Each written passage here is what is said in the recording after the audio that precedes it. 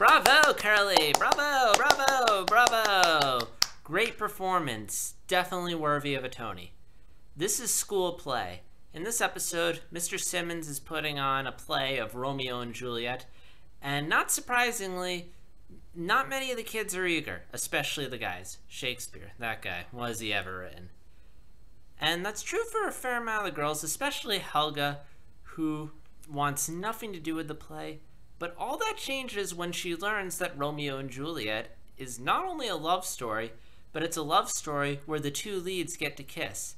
And as it turns out, Arnold is going to be playing Romeo since none of the guys want to do it.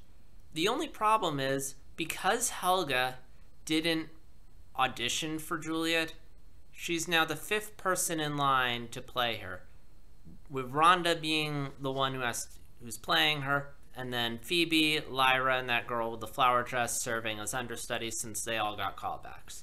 And according to Mr. Simmons, the only way Helga would be able to play Juliet is if all 4 of them were to somehow drop out. So naturally, Helga makes it her mission to convince each girl to drop out.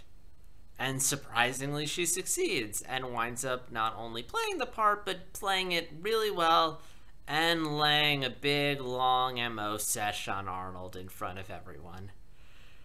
And it was an interesting episode.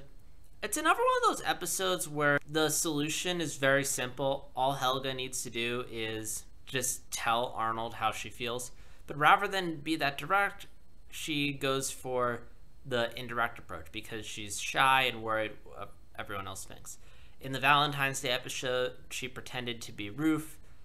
And in this one, she pretends to be Juliet. It's kind of interesting how she can only kind of express her feelings for Arnold when she's in disguise. Looking back, I think the Valentine's Day episode might have been a bit better. I mean, I think it's debatable which one is the less worst crime as far as Helga using a disguise so she can feel comfortable talking to Arnold. I mean, it's weird. It's like, because on one end, I completely relate to this idea of like being embarrassed to admit your feelings and you need to kind of hide yourself in order to do it.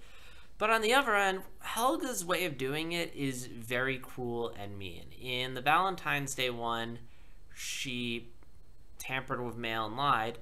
But in this one, I think it's even worse because she messes with not 1, not 2, but 3 or 4 girls, depending on whether you count Lyra as being screwed over. Especially Phoebe, because Phoebe is Helga's best friend, and while it is kind of neat to see Helga pry into each of the girls' weaknesses, from Rhonda being obsessed with fashion, so she designs a terrible costume for her, to just really playing on Phoebe's anxiety of stage fright. Like, it's just really cool how she manipulates everyone into doing what she wants. Although, that being said, I do love when she gets to Lyra. She doesn't need to be mean at all to Lyra, she just has to be, like, honest. And it's just really surprising and amusing. And I think this might be the first time we've seen Helga just be upfront with how she feels about Arnold. And it's another example of, like, if Helga were to just be upfront about Arnold, there might be some people who would be like, ew, gross.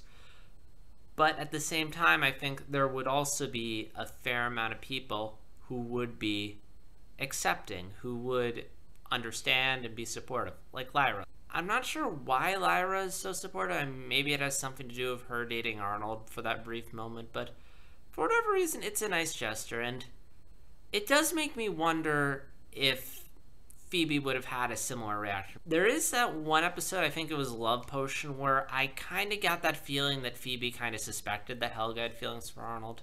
But point of this all is that it's really hard to root for Helga here because, again, completely relatable that she would be shy to admit her feelings and need the guys at Juliet to do it.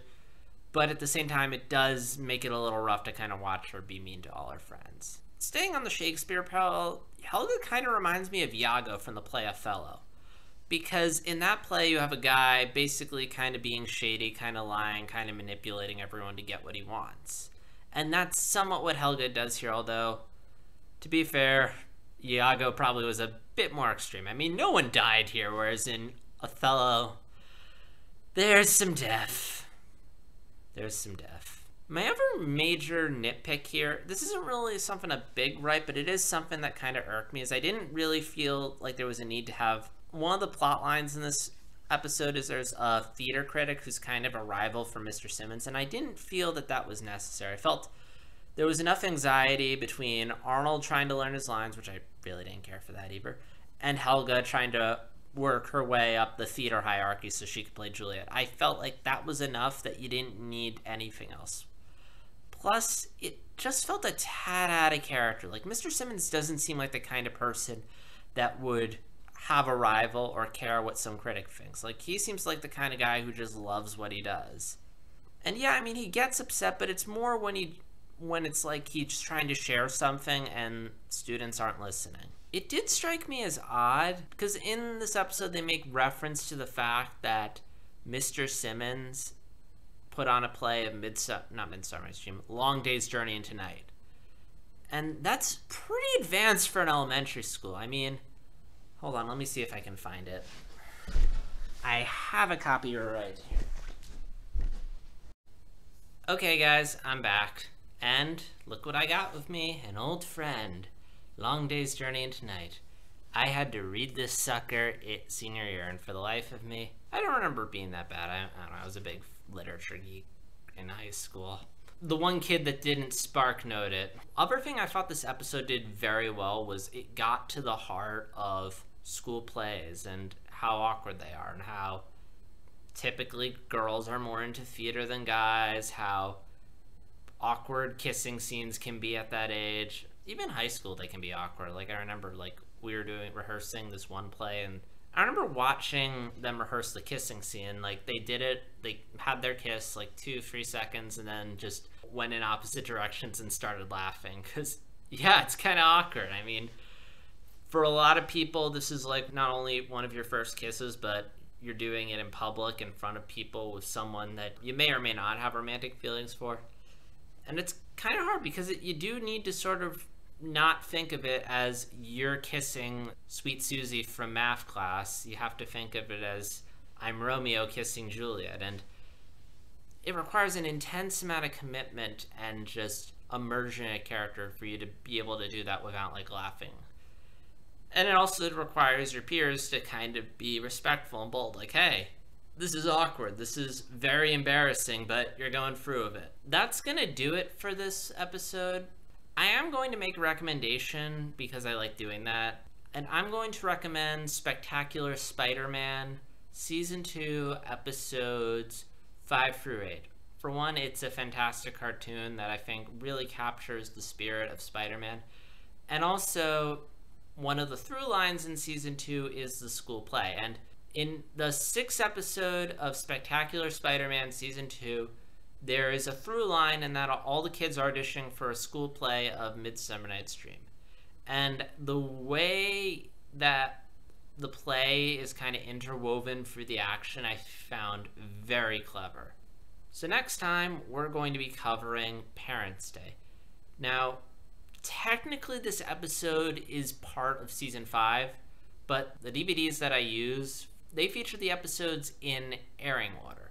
And as you probably know by now, the order the episodes aired in wasn't necessarily the order they were made in, or the order they were intended to be shown in. According to the production order, Parents' Day was supposed to be the Season 3 finale. And given how this episode is probably going to deal with Arnold's parents and probably set up the Jungle movie, I kind of want to see it as soon as possible. I'm sure you guys want to see it as soon as possible. Again, even if it... I mean, maybe I can understand having this episode in Season 5, because it probably leads into the Jungle movie, so you kind of want that kind of boom, boom, boom instead of boom and then wait 2 seasons. But it's like a Christmas present. It's like your parents say don't open this until Christmas, but you really want to open it now. And in the case of Parents' Day, I feel like this is one of those episodes where I want to watch it sooner rather than later. So next time we're going to watch Parents' Day and probably learn some cool stuff about Arnold's parents. Or at least I am, since most of you guys watching this probably saw it way back when it aired. So I can't wait to see it, and I hope you guys are excited to see me react to it.